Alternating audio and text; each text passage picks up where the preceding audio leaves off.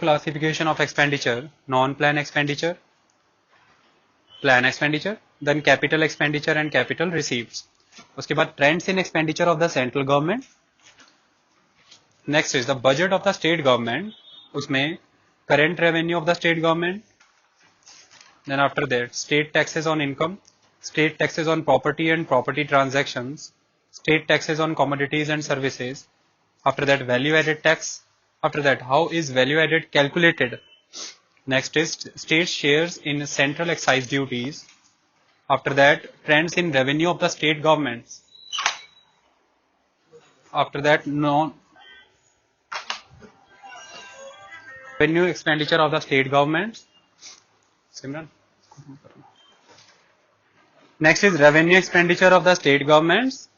उसमें non development expenditure, then development expenditure. Trend in revenue expenditure of the states. Finally दोनों का इकट्ठे trend, centre and state का. उसके बाद India public debt, public debt of the central government during the second world war, public debt in the post independence period. उसके बाद debt position of the states, internal debt, loans and advances, everything. उसके बाद the crisis of the state public debt. उसके बाद problem of the public debt policy. उसके बाद deficit financing in India. फिर सभी तरह के deficit, revenue deficit, budget deficit, fiscal deficit, primary deficit. Then after that the purpose of deficit financing in India. उसके बाद fiscal effects of deficit financing explain किए गए हैं. Then recent development and economic outlook. उसके बाद union budget of 2016-17, that is जो अभी पीछे 2016 से 17 तक का था. अभी राइट नाउ आप जिस एज से गुजर रहे हैं, that is of union budget of 2017 and 18. But union budget of 2016 and 17 is important because जब भी यूनियन बजट 2017 से 18 पेश किया गया होगा, उसमें बजट फिगर्स तो इसकी दी गई होंगी ना, रिवाइज्ड फिगर. और जब अगले साल का बजट दिया जाएगा तो ये एक्चुअल फिगर हो जाएंगे. तो they are important. Overall size of the budget and its financing, composition of expenditure and receives. Last one is assessment of the budget. After that, did the budget get the degree of fiscal consolidation right? After that, Kelkar task force. And after that, proposed GST and analysis. उसके पहले direct tax code भी है. ये last call है, okay? The chapter is all about the revenue and expenditure of the central government and the state government. Chapter क्या समझाना चाहता है आपको बच्चे? चैप्टर आपको कुल मिलाकर के ये बताना चाहता है कि एक गवर्नमेंट का बजट प्रोडक्टिव है या नहीं, और एक प्रोडक्टिव बजट कैसा होना चाहिए. सिंपल. फिस्कल कंसोलिडेशन का प्रोसेस क्या है, कैसे होना चाहिए. डेफिसिट फाइनेंसिंग होनी चाहिए, और अगर होनी चाहिए तो किस लिमिट पर. अच्छी है या बुरी है, बुरी है तो क्यों बुरी है, अच्छी है तो कैसे बुरी है, अच्छी है तो कैसे अच्छी है. All about. इसके लिए कहानियां लंबी लंबी होंगी. स्टार्ट करते हैं. एक्सपेंडिचर की बात करते हैं सेंट्रल गवर्नमेंट की. बहुत अच्छे से हमने ये डिस्कस किया था कि सेंट्रल गवर्नमेंट का एक्सपेंडिचर किस किस फील्ड में होगा. मोस्टली सेंट्रल गवर्नमेंट दो तरह का एक्सपेंडिचर करेगी, एक रेवेन्यू एक्सपेंडिचर करेगी और एक कैपिटल एक्सपेंडिचर करेगी. अभी तक हमने सेंट्रल गवर्नमेंट के रिसिप्ट्स की बात की थी ना, उसमें सारे टैक्सेस डिस्कस कर लिए थे. सेंट्रल गवर्नमेंट जब एक्सपेंडिचर करेगी, उसमें आप बहुत अच्छे से जानते हैं कि गवर्नमेंट जब रेवेन्यू एक्सपेंडिचर करती है, उसमें दो तरह की डिविजन्स होती हैं, प्लान एक्सपेंडिचर और नॉन प्लान एक्सपेंडिचर. ये डिवीजन पहले इस तरह की नहीं हुआ करती थी. पहले डिविजन्स अलग हुआ करती थी. उसमें जैसे जनरल एक्सपेंडिचर हो जाया करता था, डेवलपमेंटल एक्सपेंडिचर हुआ करता था, नॉन डेवलपमेंटल एक्सपेंडिचर हुआ करता था. इस तरह के वर्ड्स यूज किए जाते थे. कोई भी वो एक्टिविटीज जिससे किसी न किसी वे में गवर्नमेंट को बेनिफिट होना होगा, या किसी तरह का कोई फाइनेंशियल या फिजिकल एसेट डेवलप होगा कंट्री में, वो डेवलपमेंटल एक्सपेंडिचर में काउंट होता था. और कोई भी वो एक्सपेंडिचर गवर्नमेंट का जो किसी न किसी वे में गवर्नमेंट की रनिंग एक्सपेंसेस को पूरा करने के लिए होता है, या करंट एक्सपेंडिचर को पूरा करने के लिए होता है, वो नॉन डेवलपमेंटल एक्सपेंडिचर होगा. दूसरा, इसमें जनरल सर्विसेज का एक क्लॉज था कि जैसे general services expenditure, developmental expenditure, non development expenditure. किसी भी तरह से सरकार को चलाने के लिए जो तंत्र चाहिए, सरकार के द्वारा टैक्स कलेक्शन के लिए टैक्स मशीनरी चाहिए, सरकार के द्वारा पुलिस सर्विसेज प्रोवाइड की जा रही हैं, सरकार के द्वारा स्टेट के सभी ऑर्गन्स को रन किया जा रहा है, सरकार के द्वारा इतनी बड़ी ब्यूरोक्रेटिक मशीनरी आपके लिए संभाली जा रही है। इन सब के ऊपर जो खर्चे हैं वो general services provided by the government, उसके ऊपर होने वाला खर्चा है। अल्टीमेटली हमने इसको क्लीन अप करके एक नया प्रोसेस स्टार्ट किया, प्लान और नॉन प्लान डेवलपमेंट। अगर आप प्लान और नॉन प्लान डेवलपमेंट की बात करें तो प्लान डेवलपमेंट के अंदर किस तरह का एक्सपेंडिचर आता है ये भी आप जानते हैं कि इसमें मोस्टली गवर्नमेंट ध्यान देती है दो चीजों के ऊपर, एक इकोनॉमिक एक्सपेंडिचर और एक सोशल एक्सपेंडिचर। इकोनॉमिक एक्सपेंडिचर की बात करें तो गवर्नमेंट ध्यान देगी किसके ऊपर, गवर्नमेंट देखेगी agriculture, government industry, government transport and communications, government IT. ये कुछ ऐसे एरियाज हैं जिनके बिना देश का इकोनॉमी नहीं चल सकती, यही इंपॉर्टेंट है। तो पावर के ऊपर इन्वेस्ट करना, बिजली, एग्रीकल्चर के ऊपर इन्वेस्ट करना, जैसे बीज हो गए, सीड्स हो गए, इन सारी चीजों को नेशनल सीड कॉर्पोरेशन नाम की एक संस्था है जो एपेक्स बॉडी है सीड बनाने से लेकर के सीड सप्लाई करने तक, नेशनल सीड कॉर्पोरेशन, इसकी देखरेख करना। अल्टीमेटली उसके बाद ट्रांसपोर्ट एंड कम्युनिकेशन को डेवलप करना, रोडवेज, वाटरवेज, रेलवेज। उसके बाद सबसे इंपॉर्टेंट है गवर्नमेंट के हाथ में कि गवर्नमेंट कैसे मैन्युफैक्चरिंग सेक्टर इंडस्ट्री को प्रमोट कर सकती है। इसमें small industry, medium industry, micro small medium industries, heavy industries यानी कि बिग इंडस्ट्रीज, हर तरह की चीजों को रेगुलेट करने से रिलेटेड गवर्नमेंट एक्सपेंडिचर करती है प्लानिंग प्रोसेस के थ्रू, और गवर्नमेंट प्लान पीरियड्स के थ्रू पैसा रेगुलेट करती है, प्लान्स को देती है, 5 ईयर प्लान्स को, और अल्टीमेटली ये पैसा जाकर के इन सेक्टर्स को ग्रो करने का काम करता है। इसके अलावा government social services, social sector को डेवलप करने का भी प्रयास करती है, जैसे गवर्नमेंट एजुकेशन के ऊपर एक्सपेंडिचर करती है, हेल्थ इंफ्रास्ट्रक्चर डेवलप करने के लिए एक्सपेंडिचर करती है, सैनिटेशन डेवलप करने के लिए एक्सपेंडिचर करती है, और वाटर फैसिलिटीज प्रोवाइड करने के लिए एक्सपेंडिचर करती है। ये जितने भी सारे खर्चे हैं ये सारे सोशल में आ जाएंगे, अल्टीमेटली ये सारा प्लान में आ जाता है। इसके बाद अगर आप देखें तो इसमें एक खर्चा वो आता है जिसके तहत सेंट्रल गवर्नमेंट स्टेट गवर्नमेंट्स को अपना शेयर देती है in the form of grants. ये वो हैं जो ग्रांट प्रोवाइड की जाती है। ग्रांट दो तरह से होती है, एक स्टैट्यूटरी ग्रांट्स होती हैं जो फाइनेंस कमीशन के द्वारा कही जाती है कि आपको देनी है। स्टैट्यूटरी इसलिए कहा गया है क्योंकि फाइनेंस कमीशन के द्वारा कहा गया है तो ये बाध्य है, स्टैट्यूटरी है, देना ही पड़ेगा। और दूसरी होती हैं वो ग्रांट्स जो प्लानिंग कमीशन के द्वारा कही जाती है, तो एक प्लानिंग कमीशन के द्वारा एलोकेट कराई जाती है और एक फाइनेंस कमीशन के द्वारा, तो दोनों के अलग अलग नाम है, एक जनरल ग्रांट इन एड है और एक स्टैट्यूटरी ग्रांट इन एड है।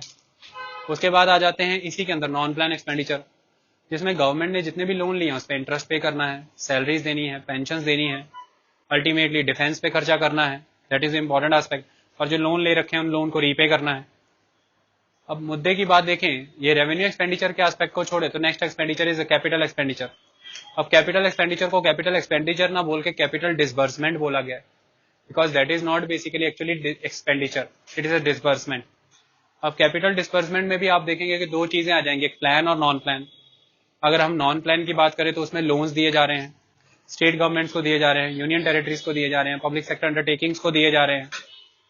दूसरा, अगर आप प्लान के अंदर देखेंगे तो डिफरेंट इंफ्रास्ट्रक्चर प्रोजेक्ट्स पे डायरेक्टली लगाए जा रहे हैं, जो सरकार के द्वारा कोई ना कोई इंफ्रास्ट्रक्चर प्रोजेक्ट डेवलप किया जा रहा है, जैसे किसी ना किसी वे में कोई पोर्ट डेवलप किया जा रहा है या कोई पावर हाउस डेवलप किया जा रहा है, किसी ना किसी वे में कोई ऐसा इंफ्रास्ट्रक्चर जो अच्छा रिटर्न वापस में देने वाला है, या किसी कंपनी में गवर्नमेंट के द्वारा शेयर होल्डिंग या स्टेक होल्डिंग ली जा रही है, या गवर्नमेंट किसी ना किसी तरह से लोन दे रही है किसी एक्सटर्नल कंट्री को, ये सारा का सारा आपका आ जाएगा कैपिटल डिसबर्समेंट के अंदर। इन दोनों को कंबाइंडली हम कहते हैं गवर्नमेंट का एक्सपेंडिचर, बजट एक्सपेंडिचर। इसके ऊपर अगर हम बात करें कि सही क्या होना चाहिए, गलत क्या होना चाहिए, अगर शुरुआत के पहले 20 सालों की बात करेंगे 1950 से 1970 के बीच में, तो गवर्नमेंट का स्टांस क्या रहता था कि गवर्नमेंट ने बहुत बड़े पैमाने पर अपने एक्सपेंडिचर को सप्रेस कर रखा था, एक्सपेंडिचर ज्यादा नहीं करना था। यही रीजन है कि उन समयों में बहुत ही जबरदस्त तरीके से टैक्सेस भी लगाए जा रहे थे, और टैक्सेस भी मोस्टली वो टैक्स लगाए जा रहे थे जिनसे सीधा सीधा कमाई हो सके, तो इसलिए बजट सरप्लस रहता था, रेवेन्यू सरप्लस रहता था, खर्चे कम होते थे, कमाई ज्यादा करते थे। इस टेंडेंसी के साथ आगे बढ़ा जा रहा था। इसका रीजन क्या था कि ज्यादा से ज्यादा रेवेन्यू सरप्लस किया जाए, जिसकी वजह से वो जो रेवेन्यू सरप्लस का पैसा है वो इंफ्रास्ट्रक्चर डेवलपमेंट प्रोजेक्ट्स में लगाया जा सके, क्योंकि शुरुआत के 20 सालों में बहुत ज्यादा इंपॉर्टेंस इंफ्रास्ट्रक्चर डेवलपमेंट को प्रोवाइड की गई थी। इसकी वजह से एक्सपेंडिचर अदर सोर्सेज पे कम किए जा रहे थे। तो आप देखेंगे सोशल सर्विसेज पे ज्यादा खर्चा नहीं किया गया, इकोनॉमिक एक्सपेंडिचर की बात करें तो एग्रीकल्चर और इन एरियाज में इनकी दरकिनारी की गई, इन पे ज्यादा खर्चा ना किया गया और बेसिक इंफ्रास्ट्रक्चर को डेवलप करने का प्रयास किया गया। लेकिन 1970s के बाद ये ट्रेंड चेंज हो जाता है, गवर्नमेंट का सरप्लस होना बंद हो जाता है और गवर्नमेंट डेफिसिट में आनी शुरू होती है, क्योंकि गवर्नमेंट अपना एक्सपेंडिचर बढ़ाती है और दूसरा गवर्नमेंट का जो टैक्स कलेक्शन है उसको थोड़ा इजी किया जाता है, टैक्स रिलैक्सेशन दी जानी शुरू होती हैं, एग्जाम्पशंस, और टैक्स में क्या कह सकते हैं आपको, टैक्स का रेट थोड़ा नॉर्मलाइज किया जाता है ताकि टैक्स में वॉल्यूम बढ़ाया जा सके। लेकिन अल्टीमेटली टैक्स का वॉल्यूम बढ़ता है, गवर्नमेंट का रेवेन्यू टैक्सेस के थ्रू भी बढ़ता है, बट एक्सपेंडिचर भी प्रोग्रेसिवली बहुत ज्यादा बढ़ता है प्रोपोर्शनेटली, लेकिन वो इसके प्रोपोर्शन में, रेवेन्यू के प्रोपोर्शन में एक्सपेंडिचर ज्यादा बढ़ जाता है। तो द कंसेप्ट इज कि 1970s के बाद अब तक जो कर्जे लिए गए थे 1950 से लेकर, उनकी डेट सर्विसिंग भी करनी थी, इंटरेस्ट पेमेंट भी करनी थी, महंगाई भी बढ़ती चली जा रही थी, उद्योग धंधे बढ़ रहे थे, इसकी वजह से क्रूड और पेट्रोलियम प्रोडक्ट और ज्यादा इंपोर्ट कराने थे, उनकी कीमत भी डॉलरों में पे करनी थी, और आए दिन आपको पता है गल्फ वार और बाकी की चीजों की वजह से क्रूड के, पेट्रोलियम के प्राइसेस भी बढ़ते चले जा रहे थे।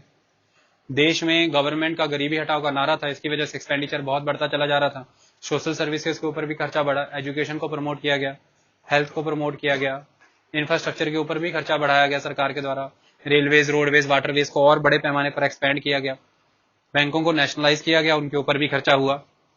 ये सारे प्रोसेस के थ्रू गवर्नमेंट का एक्सपेंडिचर बढ़ता चला गया। लेकिन एक ट्रेंड नोटिस होता है हमें तब से लेकर के 1970 से लेकर के आज की डेट में, कि गवर्नमेंट बहुत जबरदस्त तरीके से रेवेन्यू डेफिसिट की सिचुएशन में जाती चली गई, और इस रेवेन्यू डेफिसिट को कवर अप करने के लिए गवर्नमेंट ने एक तरीका अपनाया। वो तरीका क्या था कि गवर्नमेंट कैपिटल रिसीप्ट्स के थ्रू, उसमें जो डेट वाला कॉलम है उसके थ्रू पैसा रिसीव करती रही, जैसे पब्लिक बोरोविंग करती रही, मार्केट बोरोविंग करती रही, आरबीआई से पैसा लेती रही और एक्सटर्नल कमर्शियल बोरोविंग्स करके रेवेन्यू डेफिसिट की सिचुएशन को कोप अप करती रही। लेकिन यहां पर एक प्रॉब्लम क्रिएट ये हो जाती है कि आज की डेट में गवर्नमेंट जो एक्सपेंडिचर कर रही है उसमें 80% गवर्नमेंट का एक्सपेंडिचर रेवेन्यू एक्सपेंडिचर में जा रहा है और सिर्फ 20% कैपिटल डिसबर्समेंट में जा रहा है। ये एक प्रॉब्लमेटिक सिचुएशन है, क्योंकि रेवेन्यू एक्सपेंडिचर में इतना ज्यादा पैसा चला जाना, इससे ये पता लगता है कि पहली बात तो हम रेवेन्यू एक्सपेंडिचर का खर्चा रेवेन्यू रिसीप्ट से पूरा नहीं कर पा रहे हैं, इसका मतलब हमें कर्जा लेना है, और हम कर्जा एक अनप्रोडक्टिव एक्टिविटी के लिए ले रहे हैं जिसका फ्यूचर में कोई बेनिफिट होने वाला नहीं है। मतलब हम प्रेजेंट जनरेशन को सैलरीज दे रहे हैं और जो जनरेशन अब प्रोडक्टिव नहीं रही, काम नहीं कर रही है, उनको पेंशन दे रहे हैं। आए दिन डियरनेस अलाउंस बढ़ रहा है, हम बहुत सारी सोशल ऑब्लिगेशंस की वजह से सब्सिडीज प्रोवाइड कर रहे हैं, अल्टीमेटली इंटरेस्ट पेमेंट से मुंह नहीं मोड़ा जा सकता, वो पे कर रहे हैं। तो आज के समय में यदि आपसे सुधार करने के बारे में कहा जाए तो आपका सुझाव यही होना चाहिए कि आज के बजट्स में जो प्रोविजंस रखे जाते हैं उसमें रेवेन्यू एक्सपेंडिचर के ऊपर बहुत ज्यादा खर्चा है। लगभग टोटल बजट का 80% रेवेन्यू एक्सपेंडिचर पे जा रहा है और कैपिटल डिसबर्समेंट में बहुत कम है। आए दिन गवर्नमेंट कंपनियों में से अपनी डिसइन्वेस्टमेंट करती चली जा रही है, लोन्स रिकवर होते चले जा रहे हैं और गवर्नमेंट की लायबिलिटीज बढ़ती चली जा रही है, गवर्नमेंट का कर्जा बढ़ता चला जा रहा है। ये कर्जा बढ़ जाना कोई अच्छी बात नहीं, क्योंकि इसको पे करना पड़ेगा आने वाली जनरेशंस को। सो अल्टीमेट एस्पेक्ट इज कि आप कोई इस तरह के एसेट्स क्रिएट नहीं कर रहे हैं इकोनॉमी में जो आने वाली जनरेशंस को सर्वाइव करा सके, सस्टेन करा सकें। आने वाले समय में गाड़ियां और बढ़ेंगी, आपको सड़कें ऐसी चाहिए जो रैपिड ट्रांजिशन प्रोवाइड करें। आप आने वाले समय में आप सब कुछ डिजिटलाइज करते जा रहे हैं, सब कुछ इलेक्ट्रॉनिकली ऑपरेटेड करते जा रहे हैं, तो आपको बहुत बड़े पैमाने पर इलेक्ट्रिसिटी की सप्लाई चाहिए, वो भी अनऑब्स्ट्रक्टेड, बिल्कुल अबाधक, रोके बिना। तो उसके लिए आपको पावर जनरेशन प्रोजेक्ट्स बहुत हैवी लगाने होंगे। तीसरी सबसे इंपॉर्टेंट बात, आपको बहुत बड़े पैमाने पर अंतर्राष्ट्रीय व्यापार में खड़े होना है, तो उसके लिए आपको पोर्ट्स, बहुत हाई टेक्नोलॉजी के एकदम फुली डेवलप्ड पोर्ट्स खड़े करने पड़ेंगे।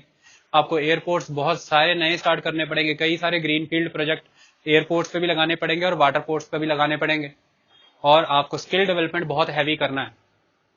तो अगर आपको स्किल डेवलपमेंट करना है तो नेचुरल सी कोरोलरी यहां से डेवलप होती है कि आपको सोशल इंफ्रास्ट्रक्चर पे तो कटौती कर ही नहीं सकते, क्योंकि हेल्थ के ऊपर आप इन्वेस्ट कर रहे हैं तो मतलब कि आप एक पर्सन की प्रोडक्टिविटी और एफिशिएंसी बढ़ा रहे हैं, और एक पर्सन की प्रोडक्टिविटी और एफिशिएंसी बढ़ रही है माने इकोनॉमी की एफिशिएंसी और प्रोडक्टिविटी बढ़ रही है, क्योंकि पॉपुलेशन जो वर्किंग है जितनी ज्यादा एफिशिएंट और प्रोडक्टिव होगी, इकोनॉमी उतना ज्यादा बूम पे जाएगी।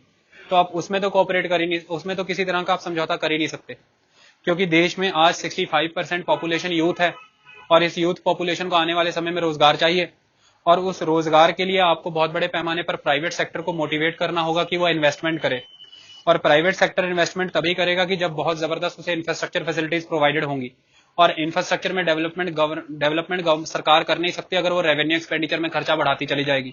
तो आपको कैपिटल डिस्बर्समेंट में खर्चा बढ़ाना है, because you need to create employment, और एम्प्लॉयमेंट के लिए you need to motivate the private sector, और प्राइवेट सेक्टर तभी आगे आएगा जब उसको हर तरह का ईज ऑफ डूइंग बिजनेस का माहौल बनेगा, उसे सस्ता लोन, सस्ता ऋण मिलेगा। यदि भारत सरकार खुद ही मार्केट से इस तरह से पैसा उठाने लग जाएगी तो क्रेडिट अवेलेबिलिटी प्राइवेट वेंडर के लिए बहुत कम हो जाएगी, लोन उसके लिए महंगा हो जाएगा, और अल्टीमेटली प्राइवेट पर्सन जो है वो डिमोटिवेट होगा, इन्वेस्टमेंट नहीं करेगा, इन्वेस्टर की मार्केट में कमियां हो जाएंगी। आने वाले समय में यूथ को यदि आपको एम्प्लॉयमेंट प्रोवाइड करनी है, शेल्टर प्रोवाइड करना है, बेटर लिविंग कंडीशन प्रोवाइड करनी है, एजुकेशन प्रोवाइड करनी है, तो अल्टीमेट एस्पेक्ट इसके आपको इंफ्रास्ट्रक्चर डेवलप करना होगा, दोनों तरह का, फाइनेंशियल भी और इकोनॉमिक भी। जब तक आप ये डेवलप नहीं कर पाएंगे तब तक आप डेवलप नहीं हो सकते, और आने वाले समय में आपकी कंट्री एक बर्डन कंट्री हो जाएगी, ना कि एक डेवलप्ड कंट्री।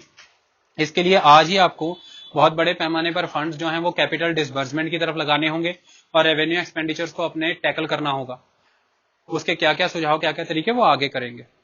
तो मुद्दे की बात यह है कि पूरा जिस्ट इसका यही निकल के आएगा, आप जितनी मर्जी राम कहानी पढ़ लो, कि प्रॉब्लमेटिक थिंग इसकी गवर्नमेंट ज्यादा से ज्यादा रेवेन्यू एक्सपेंडिचर पे खर्चा कर रही है as compare to capital disbursement, क्योंकि रेवेन्यू एक्सपेंडिचर पे जो खर्चा हो रहा है, as my previous lecture says, कि वो घटाया भी नहीं जा सकता। इंटरेस्ट पेमेंट को मना नहीं कर सकते, सब्सिडी को आप मना नहीं कर सकते, डिफेंस पे खर्चा घटा नहीं सकते, तो ये सारी गवर्नमेंट की लाइबिलिटीज हैं। तो अल्टीमेट गवर्नमेंट को करना क्या चाहिए, मैं आपको रामबाण दे देता हूं जो पूरे लेक्चर का निकल के आना है एंड में। हमें जब भी फिस्कल कंसोलिडेशन करना है, फिस्कल कंसोलिडेशन माने गवर्नमेंट की एक्सपेंडिचर है रेवेन्यू पॉलिसी होता है फिस्कल पॉलिसी, जब भी इस पॉलिसी को कंसोलिडेट करना है, ठोस मजबूत बनाना है, तो क्या करना है। अपनी प्रॉब्लम क्या रही आज दिन तक, हम एक्सपेंडिचर को कंट्रोल करने में लगे रहते हैं कि फिर फिस्कल कंसोलिडेशन होगा। भारत जैसा 132 करोड़ का देश, और वो भी डेमोक्रेटिक नॉट ऑटोक्रेटिक, ऐसे में आप जितना परसेंट एक्सपेंडिचर कर रहे हैं, कुल भारत सरकार का देखें तो बजट एक्सपेंडिचर इस बार का 13% रहा था, और राज्य सरकारों का भी मिला ले सबका, तो कुल मिलाकर के गवर्नमेंट के द्वारा स्पेंडिंग की जाती है 27-28%। एक इंडिया जैसी डेमोक्रेटिक कंट्री के लिए 27-28% स्पेंडिंग कुछ भी नहीं है, ये इनएडिक्वेट है। स्पेंडिंग तो बढ़ाना है, एक्सपेंडिचर और बढ़ाना है। अल्टीमेट एस्पेक्ट इज कि आपको फिस्कल कंसोलिडेशन एक्सपेंडिचर को कोप अप टैकल करके नहीं करना है, आपको रेवेन्यू इंक्रीज करना है। अब मेन इशू हमारा क्या हो जा रहा है कि पूरे भारत में जीडीपी का जितना भी टैक्स आ रहा है उसका सिर्फ और सिर्फ 6% टैक्स आप डायरेक्ट टैक्स के थ्रू ले पा रहे हैं। ये बहुत बड़ी प्रॉब्लमेटिक है, ठीक है। सो अल्टीमेट एस्पेक्ट इज कि आपको बहुत हाई लेवल पर टैक्स बेस को बढ़ाना पड़ेगा। जब तक टैक्स बेस नहीं बढ़ पाएगा तब तक आप ग्रो नहीं कर सकते। तो रेवेन्यू एक्सपेंडिचर को मत रोकिए, कैपिटल डिसबर्समेंट को और बढ़ाइए। आपको रोकने की जरूरत है किस चीज को, आपको बढ़ाना पड़ेगा रेवेन्यू को। आप रेवेन्यू को बढ़ाइए। कुल मिलाकर के इस टॉपिक का ये सार निकलता था। अब हम बात करते हैं स्टेट्स की, स्टेट का रेवेन्यू और स्टेट का एक्सपेंडिचर। जाहिर सी बात हम सारे स्टेट्स की बात नहीं कर सकते, हम कुछ स्टेट्स की बात करेंगे। कुछ स्टेट में भी हम कॉमन एक स्टेट्स की बात करते हैं कॉमनली, ठीक है। कॉमनली अगर हम स्टेट्स की बात करें तो क्या सिचुएशन निकल करके आती है, सिचुएशन कुछ ऐसी है। स्टेट्स के पास भी अपने सोर्सेज होते हैं टैक्स लगाने के। अब स्टेट्स का भी सेम वही है, रेवेन्यू बजट और कैपिटल बजट। रेवेन्यू बजट में सेम वही बातें, फिर रेवेन्यू रिसीप्ट, उसमें भी टैक्स और नॉन टैक्स। अब रेवेन्यू रिसीप्ट में टैक्स एंड नॉन टैक्स में क्या आ जाएगा। टैक्स में आप देखें तो दो तरह के टैक्स आ जाएंगे, डायरेक्ट टैक्स और इनडायरेक्ट टैक्स। अगर हम डायरेक्ट टैक्स की बात करें तो डायरेक्ट टैक्स कैसे लगा सकता है, tax on income and tax on property. Tax on income पे देखें तो क्या टैक्स लगाया जा सकता है, tax on agriculture income and tax on profession tax. Profession पे भी टैक्स लगता है, ये डायरेक्ट टैक्स है, और एग्रीकल्चर इनकम पे भी टैक्स लगता है, डायरेक्ट टैक्स है। दूसरा प्रॉपर्टी की बात करें तो tax on immovable property in urban areas और tax on property transactions. Stamp duty, registration, ये सब लगता है ना, तो प्रॉपर्टी ट्रांजैक्शंस पे ऊपर लग सकता है। दूसरा है अगर हम डायरेक्टली देखें तो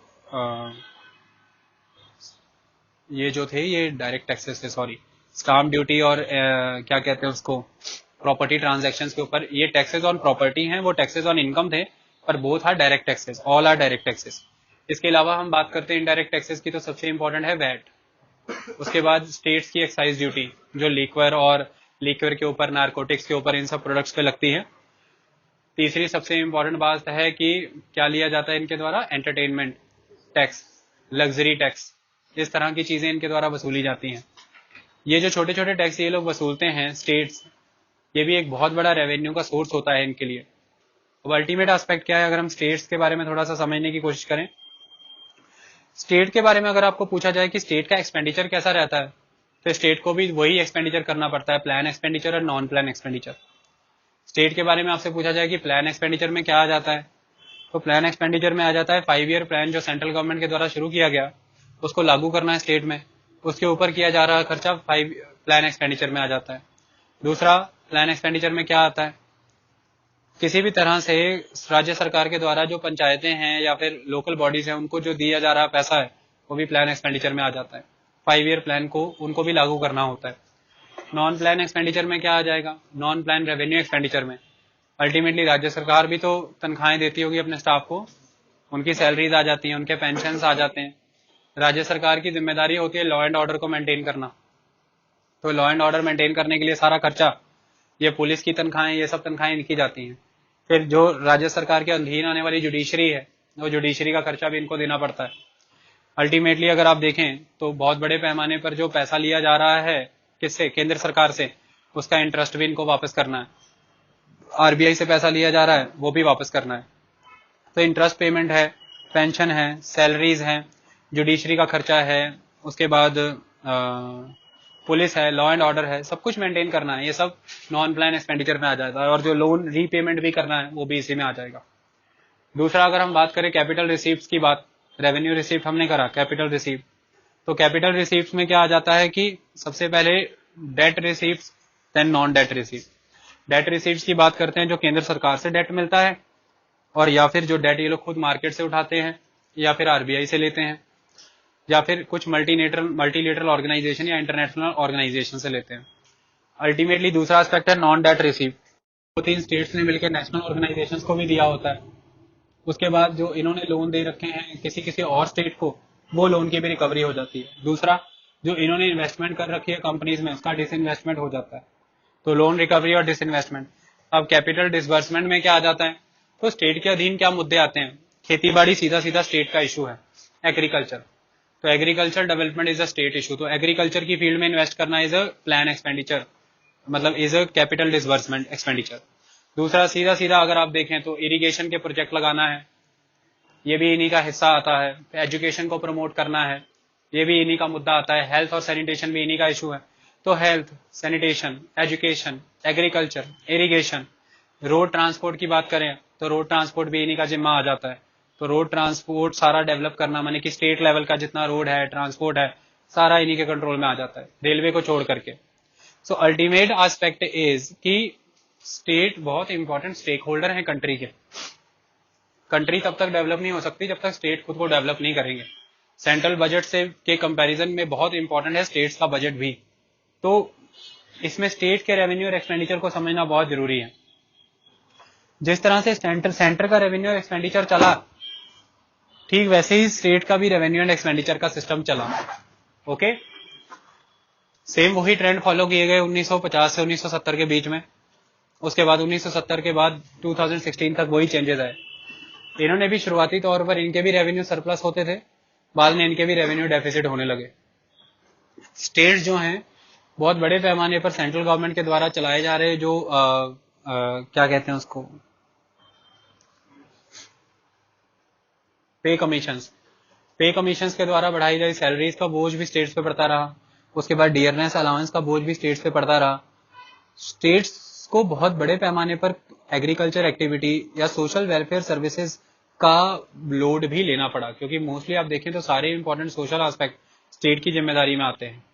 तो ये सारी चीजें अगर हम देखें तो स्टेट्स का जो एक्सपेंडिचर है वो हमेशा रेवेन्यू से एक्सीड ही करता रहा, और स्टेट्स के पास इनकम के बहुत ज्यादा कोई सोर्सेज थे नहीं।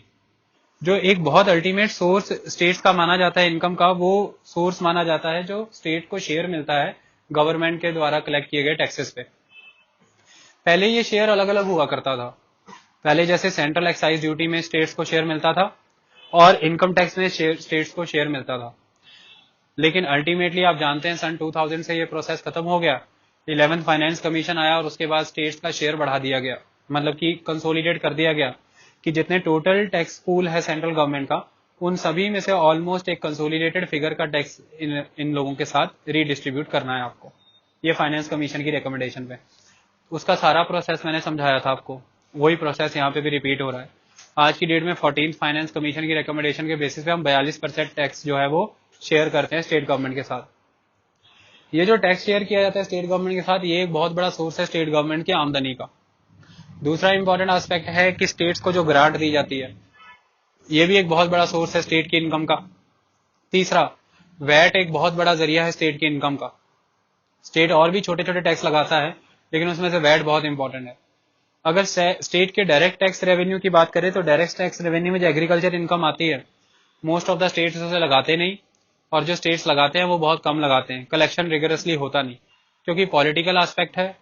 एग्रीकल्चरिस्ट कम्युनिटी का वोट बैंक पॉलिटिक्स है, इसकी वजह से एग्रीकल्चर इनकम टैक्स ज्यादा लिया नहीं जाता। दूसरा इंपॉर्टेंट एस्पेक्ट ये है कि जिस तरह से भी जो प्रॉपर्टी टैक्स है या जो भी ये टैक्स हैं, बहुत बड़े पैमाने पर तो ये वसूले ही नहीं गए। तो ये सारी चीजें भी बहुत ही क्या कहते हैं कि नॉन प्रॉफिटेबल है। प्रॉपर्टी टैक्स से भी बहुत ज्यादा पैसा इकट्ठा नहीं होता। तीसरा, आपने उनके बारे में पढ़ा कि स्टाम्प ड्यूटी, रजिस्ट्रेशन, ट्रांजैक्शन के ऊपर जो टैक्स लगता है प्रॉपर्टी की, उस पर भी कमाई उतनी होती नहीं, क्योंकि उसमें बचने का सोर्स बहुत है। प्रॉपर्टी की वैल्यू कुछ होती है, उसे अंडर वैल्यू कर देते हैं, तो इवेजन के स्कोप बहुत ज्यादा है, इवेजन के चार्जेस बहुत ज्यादा है। इसमें कॉल्यूजन हो जाता है किसमें, स्टाफ के बीच में और प्रॉपर्टी होल्डर के बीच में।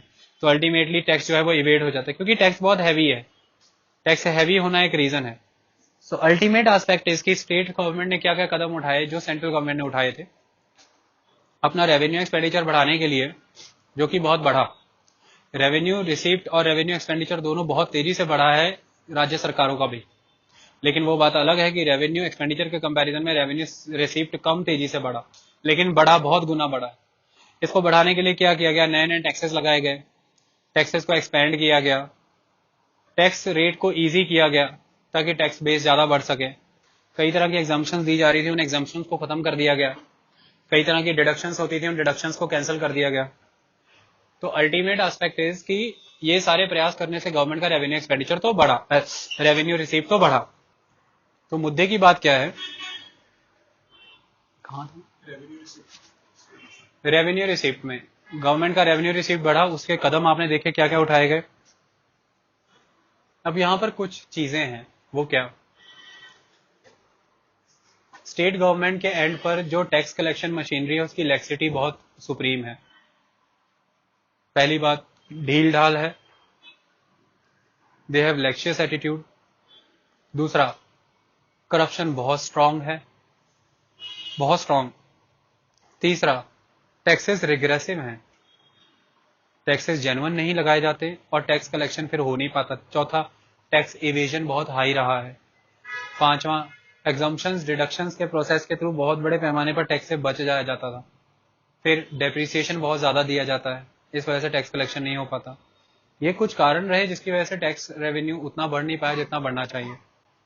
लेकिन एक्सपेंडिचर बढ़ता गया, क्यों, रेवेन्यू एक्सपेंडिचर में उछाल आता गया क्योंकि गवर्नमेंट सर्विसेज बढ़ती गई। पॉपुलेशन इंक्रीज होने की वजह से नेचुरल कॉन्सिक्वेंसेज है कि गवर्नमेंट मशीनरी भी एक्सपेंड होगी। गवर्नमेंट के ऑर्गन बढ़ते गए, स्टेट के ऑर्गन्स एक्सपेंड होते गए, उसमें गवर्नेंस कम और गवर्नमेंट ज्यादा होती चली गई, नंबर ऑफ पर्सन बढ़ते चले गए। आए दिन नेशनलाइज होता गया, नेशनलाइजेशन के प्रोसेस में रिक्रूटमेंट्स गवर्नमेंट के अंडर आती गई, रेलवे एक्सपेंड हुआ, रोडवे एक्सपेंड हुआ, सारी चीजें एक्सपेंड हुई जिसकी वजह से गवर्नमेंट जॉब्स बढ़ गई। ये सारी चीजें बढ़ने की वजह से बर्डन बढ़ा। फिर रेवेन्यू उस तरह से कलेक्ट ना हो पाने की सूरत में इकोनॉमिक डेवलपमेंट भी करना है, क्योंकि देश अभी बनने की कगार में था और रैपिड इकोनॉमिक डेवलपमेंट का एक सबसे मेन क्लॉज रहता है कि गवर्नमेंट स्पेंडिंग हाई हो। तो रैपिड इकोनॉमिक डेवलपमेंट कराने के चक्कर में बहुत बड़े पैमाने पर डेफिसिट फाइनेंसिंग किया गया, और डेफिसिट फाइनेंसिंग की पूर्ति करने के लिए बहुत हाई लेवल पे पैसा लिया गया केंद्र सरकार से, आरबीआई से, मार्केट से, विदेशी कंपनियों और विदेशी इंटरनेशनल ऑर्गेनाइजेशन से। अल्टीमेटली उस पैसे का इंटरेस्ट भी देना जरूरी है, तो इंटरेस्ट और डेट सर्विस जिसे हम कहते हैं वो बहुत स्ट्रांग रहा। लॉ एंड ऑर्डर एक बहुत इंपॉर्टेंट एस्पेक्ट है। पॉपुलेशन के बढ़ने के साथ साथ बेरोजगारी बढ़ने की वजह से लॉ एंड ऑर्डर में डिस्टॉर्शंस क्रिएट होती हैं। तो लॉ एंड ऑर्डर को मेंटेन करने के लिए स्टेट को नई नई स्टेट मशीनरीज हायर करनी पड़ी, और फिर उनकी भी सैलरीज और डीएनएस अलाउंस बढ़ते गए। इन्फ्लेशन एक बहुत इंपॉर्टेंट इशू रहा, इन्फ्लेशन की बढ़ने की वजह से बहुत बड़े पैमाने पर सरकार के खर्चे भी बढ़ते चले गए, क्योंकि इन्फ्लेशन बढ़ने से डियरनेस अलाउंस बढ़ता गया और डियरनेस अलाउंस बढ़ने की वजह से सरकार का सैलरी बिल बढ़ता चला गया।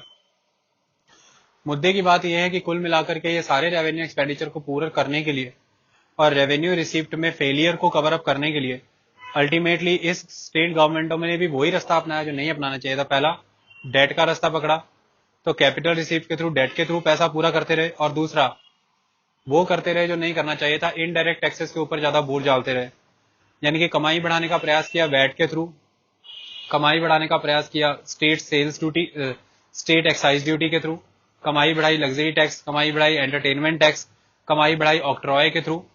अल्टीमेटली हर तरह का इनडायरेक्ट टैक्स के थ्रू इन्होंने अपनी इनकम बढ़ाने का प्रयास किया, और इनडायरेक्ट टैक्स जो कि सबके ऊपर बराबर लगते हैं, एक रिग्रेसिव टैक्स है, तो उसकी वजह से हुआ ये कि सारा का सारा बोझ जो है वो गरीब जनता पर पड़ने लगा। स्मॉल एंड मिडिल जो मिडिल क्लास पॉपुलेशन है वो बहुत भारी पैमाने पर इस कर्ज के बोझ, मतलब इस टैक्स के बोझ के नीचे दबी। और दूसरी इंपॉर्टेंट बात है कि जो प्रोग्रेसिव क्लासेस हैं वो टैक्स से बचती चली गई, क्योंकि टैक्स उनसे लिया जाना चाहिए था प्रोग्रेसिवली। तो कुल मिलाकर के स्टेट ने भी वही स्टेप्स अपनाए जो सेंटर के द्वारा अपनाए गए थे, लेकिन स्टेट्स की हालत ज्यादा खस्ता रही है एज कम्पेयर टू स्टेट। उसके कई कारण थे। स्टेट्स को डेट सर्विस बहुत हैवी करना पड़ा। अगर आप रेवेन्यू एक्सपेंडिचर में सबसे इंपॉर्टेंट एलिमेंट पूछे कि सरकार का सबसे ज्यादा खर्चा किधर होता है, तो मेरा एक सिंगल आंसर होगा कि इंटरेस्ट पेमेंट पे। और अगर आप पूछें इनकम में सबसे ज्यादा क्या है, तो वैट। तो इतने बड़े पैमाने पर सेंटर की तरफ से ग्रांट आ जाना, स्टैट्यूटरी भी और प्लानिंग कमीशन के द्वारा भी, उसके बावजूद भी लोन की जरूरत पड़ना तो सेंट्रल गवर्नमेंट के द्वारा लोन देना, लेकिन इसमें इंटरेस्ट पेमेंट इतना ज्यादा बढ़ता क्यों चला गया, उसका एक इंपॉर्टेंट रीजन था। समय समय पर सेंट्रल गवर्नमेंट के द्वारा कुछ टेक्निकल प्रैक्टिसेस की गई, जिसके तहत भेदभाव भी किया गया राज्य सरकारों के तहत, और अपने आप को फायदे में भी रखने का प्रयास किया गया। जैसे सेंट्रल गवर्नमेंट के द्वारा स्टेट गवर्नमेंट को जब भी कोई लोन दिया गया उसकी ब्याज दर बहुत हैवी रखी गई। माने सेंट्रल गवर्नमेंट को लोन इजीली मिलता था, स्टेट गवर्नमेंट को लोन डिफिकल्टी से मिलता था, क्योंकि मोस्टली स्टेट गवर्नमेंट को जहां से भी लोन लेना है तो बीच में मीडिएटर का काम सेंट्रल गवर्नमेंट करती है। अगर स्टेट गवर्नमेंट को विदेशों से भी लोन लेना है तो सेंट्रल गवर्नमेंट मीडिएटर बनती थी, और सेंट्रल गवर्नमेंट के थ्रू ही वो लोन रूट होता था। अल्टीमेट एस्पेक्ट इज कि जहां पर राज्य केंद्र सरकार को 6-6.5% से लेकर 8% पे लोन मिल जाता था, वहीं पर राज्य सरकारों को 9 से लेकर 12% पे लोन मिला। तो हैवी महंगा लोन मिलने की वजह से उनका इंटरेस्ट सर्विस पेमेंट जो है बहुत ज्यादा बढ़ता चला गया। आरबीआई के द्वारा भी इन्हें महंगा लोन दिया जाता था, केंद्र सरकार के द्वारा भी महंगा लोन दिया जाता था, बाहर से जो पैसा आता था उसके तहत भी लोन महंगा दिया जाता था, बीच में से केंद्र सरकार अपना कमीशन रखा करती थी। तो केंद्र सरकार के द्वारा राज्यों को निचोड़ करके ये जो पैसा कमाने का प्रोसेस था, ये कोई बहुत ज्यादा प्रोडक्टिव और फ्रूटफुल नहीं रहा। दूसरा इंपॉर्टेंट एस्पेक्ट ये था कि जो ऑल इन ऑल टैक्सेस थे उनमें ज्यादा शेयर सेंट्रल गवर्नमेंट का हुआ करता था, तो सेंट्रल गवर्नमेंट के पास ज्यादा पैसे आया करते थे, और स्टेट गवर्नमेंट के ऊपर रिस्पॉन्सिबिलिटीज बहुत हाई थी, उस हिसाब से उनके पास जो है वो टैक्सेस की फैसिलिटीज नहीं थी। ऐसे में आप देखेंगे तो डायरेक्ट टैक्सेस का तो कोई प्रोविजन है नहीं, उस वे में है प्रोविजन, लेकिन वहां से कमाई ज्यादा नहीं होती। तो मोस्ट ऑफ द टैक्सेस जो है जो स्टेट गवर्नमेंट के, वो ऑब्सोलीट नेचर में है, या तो वहां से कलेक्शन नहीं हुआ बहुत समय से, या तो कलेक्शन किया नहीं जा रहा है। सो अल्टीमेट एस्पेक्ट इज कि समय समय पर फाइनेंस कमीशन की रिकमेंडेशंस देने की वजह से आज 42% तक जो शेयर्ड पूल है सेंट्रल और स्टेट गवर्नमेंट का, उसके तहत जो पैसा दिया जाता है, ये एक इंपॉर्टेंट सोर्स है स्टेट गवर्नमेंट की कमाई का। किसके साथ साथ? वैट के साथ साथ। वैट एक बहुत इंपॉर्टेंट सोर्स है। तो मेन सोर्सेज में अगर देखें तो वैट के थ्रू पैसा बहुत कलेक्ट होता है। दूसरा, सेंट्रल गवर्नमेंट की तरफ से जो ग्रांट दी जाती है उनके तहत। तीसरा, सेंट्रल गवर्नमेंट की तरफ से जो पूल शेयर किया जाता है टैक्सेस का, उसके थ्रू। और चौथा, फिर बाकी के जो टैक्सेस और फिर non revenue non tax services के थ्रू जो पैसा कमाती है राज्य सरकार। राज्य सरकार भी कई तरह की सर्विसेज प्रोवाइड करती है। राज्य सरकार के कई तरह के कॉलेजेस हैं, स्कूल्स हैं, वहां से फीस आती है, पैसा आता है। राज्य सरकार को भी बहुत बड़े पैमाने पर जो जुडिशियल सर्विसेज के थ्रू कमाइयां होती हैं। राज्य सरकार जनरल सर्विसेज भी प्रोवाइड करती है, जिनमें लॉटरी वगैरह और बाकी ऐसी चीजें, उनके थ्रू भी कमाइयां होती हैं।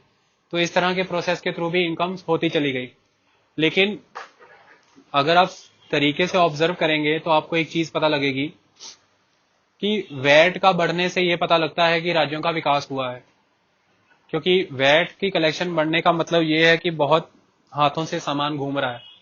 और डिफरेंट डिफरेंट हाथों में सामान घूमने का मतलब ये है कि डिमांड क्रिएट हुई है, और डिमांड तभी क्रिएट हो सकती है जब लोगों के हाथ में परचेजिंग पावर आए, और परचेजिंग पावर तभी आ सकती है जब लोगों को रोजगार मिलेगा, और एम्प्लॉयमेंट तभी क्रिएट होगा जब कोई ना कोई इंडस्ट्री, उद्योग धंधा या कोई बिजनेस लगेगा।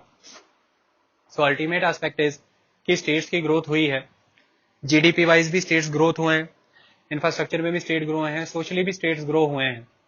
लेकिन जितना स्टेट्स ग्रो हुए हैं उस लेवल पर स्टेट्स के द्वारा जो कैपिटल डिसबर्समेंट के थ्रू इंफ्रास्ट्रक्चर डेवलप कराया जाना चाहिए था, पहली बात वो नहीं हुआ। दूसरा, स्टेट्स की जो जीडीपी ग्रोथ हुई है उसके पीछे कर्जे का हाथ बहुत बड़ा था, मैंने डेट बहुत ज्यादा लिया जीडीपी को ग्रो कराने के लिए। तो आज की डेट में उसी जीडीपी के द्वारा दिए जा रहे जो फ्रूट्स हैं, उन फ्रूट्स का बहुत बड़ा हिस्सा चला जाता है डेट की सर्विस करने में, तो वो री इन्वेस्ट नहीं हो पा रहा इकोनॉमी में, उसका फायदा बहुत ज्यादा राज्य को मिल नहीं पा रहा, और बहुत बड़े पैमाने पर राज्य आज कर्जाई हो रखे हैं। अगले इंपॉर्टेंट एस्पेक्ट की डिफरेंशियल टैक्स रेट्स लगाने की वजह से, कोई एक यूनिफाइड टैक्स ना होने की वजह से स्टेट्स में डिस्पैरिटी क्रिएट हुई। कुछ स्टेट काफी डेवलप्ड हुए, कुछ स्टेट काफी अंडर डेवलप्ड रहे और पिछड़ गए, तो उनका टैक्स सिस्टम इतना ज्यादा स्ट्रांग नहीं रहा, और वहां पर अदर नॉन टैक्स रेवेन्यू के सोर्सेज के थ्रू भी ज्यादा कमाई नहीं होती। सो मुद्दे की बात यह है कि जो जो सुझाव केंद्र सरकार पर लागू होते हैं वही वही सुझाव राज्य सरकारों पर भी लागू होते हैं। अगर हम इनका कंबाइंड देखें सेंटर और स्टेट का, तो आप एक कंक्लूजन बहुत अच्छे से निकाल पाएंगे कि ऑल इन ऑल अगर हम एज ए इंडिया बात करें, हमने सेंटर अलग कर दिया, स्टेट अलग कर दिया, अब अगर हम एज ए इंडिया इनकी बात करें तो एज ए इंडिया एक फैक्टर निकल करके ये आता है कि इंडियंस गवर्नमेंट ने हमेशा टैक्स कलेक्शन में बहुत बड़े पैमाने पर इनडायरेक्ट टैक्सेस को इंपॉर्टेंस दी है, और ये इनडायरेक्ट टैक्स गवर्नमेंट के द्वारा चलाई जा रही पॉलिसी के अगेंस्ट है, जिस पॉलिसी में गवर्नमेंट ये कहती है कि हमें सोशली इकोनॉमिकली वीकर सेक्शंस को प्रमोट करना है।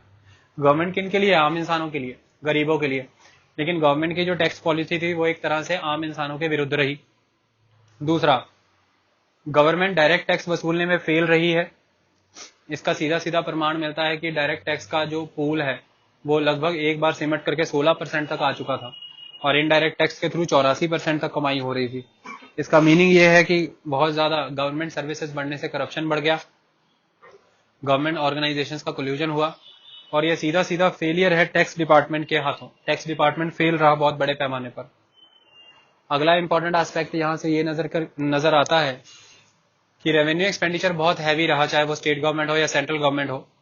बहुत बड़े पैमाने पर यह दावा किया गया कि हमें प्रोडक्टिव एसेट्स में डेवलपमेंट करना है और डिफेंस पे इन्वेस्टमेंट कम करनी है। लेकिन ये कहने के बावजूद भी डिफेंस में इन्वेस्टमेंट एज इट इज रही और या फिर बढ़ती चली गई। जब भी कटौती करने का स्कोप आया तो कटौती या तो एजुकेशन सेक्टर में की गई, या हेल्थ सेक्टर में की गई, या सैनिटेशन में की गई, या वाटर सप्लाई में की गई। अल्टीमेटली जो सोशल इंफ्रास्ट्रक्चर है हमेशा कटौती उसके एंड पर हुई, इकोनॉमिक इंफ्रास्ट्रक्चर के एंड पर हुई, और जो नॉन डेवलपमेंटल एक्सपेंडिचर्स हैं वो एज इट इज रहे या फिर बढ़ते चले गए, जिनमें डिफेंस एक्सपेंडिचर एक बहुत बड़ा इंपॉर्टेंट एस्पेक्ट है, और एडमिनिस्ट्रेटिव सर्विसेज के ऊपर जो खर्चा होता चला गया ये बहुत बड़ा एस्पेक्ट है।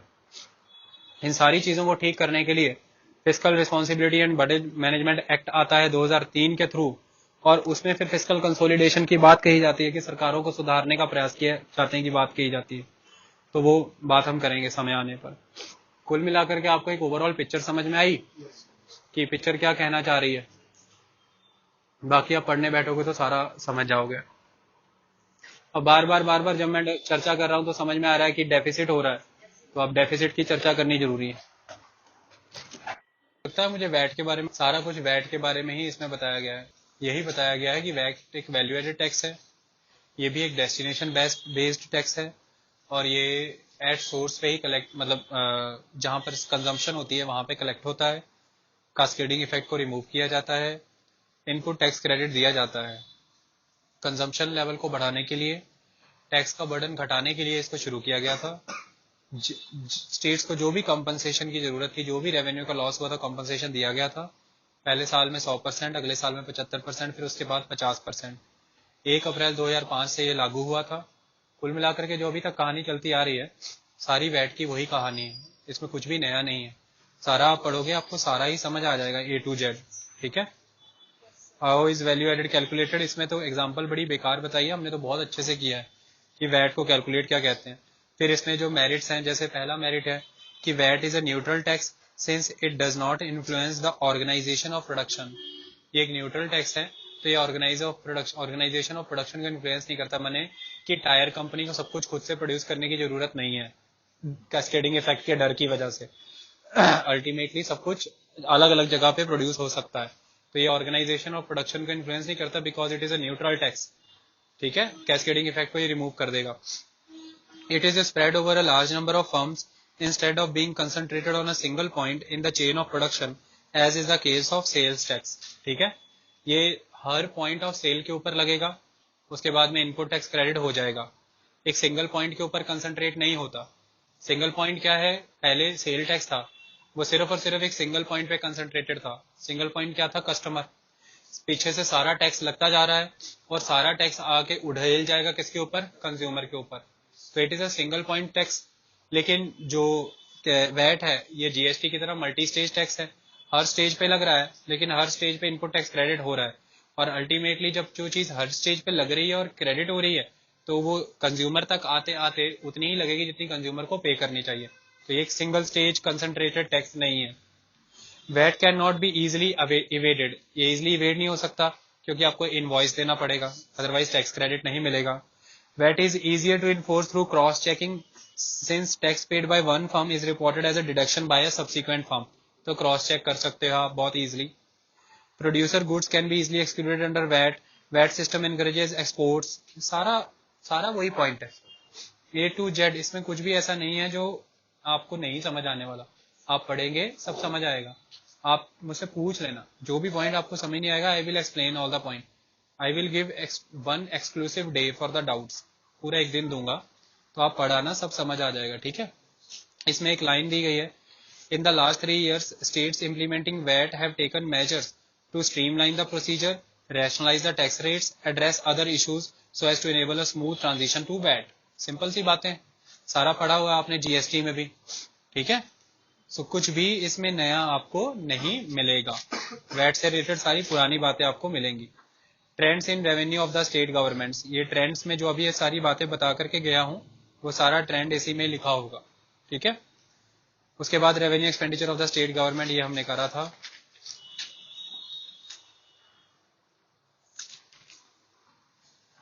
उसके बाद टॉपिक आता है इंडिया पब्लिक डेट। इसमें कोई पॉइंट्स तो नहीं है।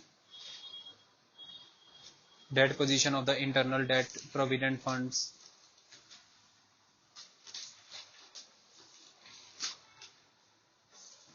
इकट्ठे कवर हो जाएंगे, हम यहां तक आएंगे। रेवेन्यू एक्सपेंडिचर के थ्रू आपको पता है कि गवर्नमेंट की बहुत सारी लाइबिलिटीज बन जाती है नॉन प्लान एक्सपेंडिचर की तहत। उस नॉन प्लान एक्सपेंडिचर लाइबिलिटीज को कवर अप करने के लिए गवर्नमेंट को डेट लेना पड़ता है, और उसे हम कहते हैं डेफिसिट फाइनेंसिंग। पहले एक प्रोसेस दूसरा फॉलो किया जाता था। 1997-1998 तक एक प्रोसेस होता था, गवर्नमेंट बजट डेफिसिट का कंसेप्ट फॉलो करती थी।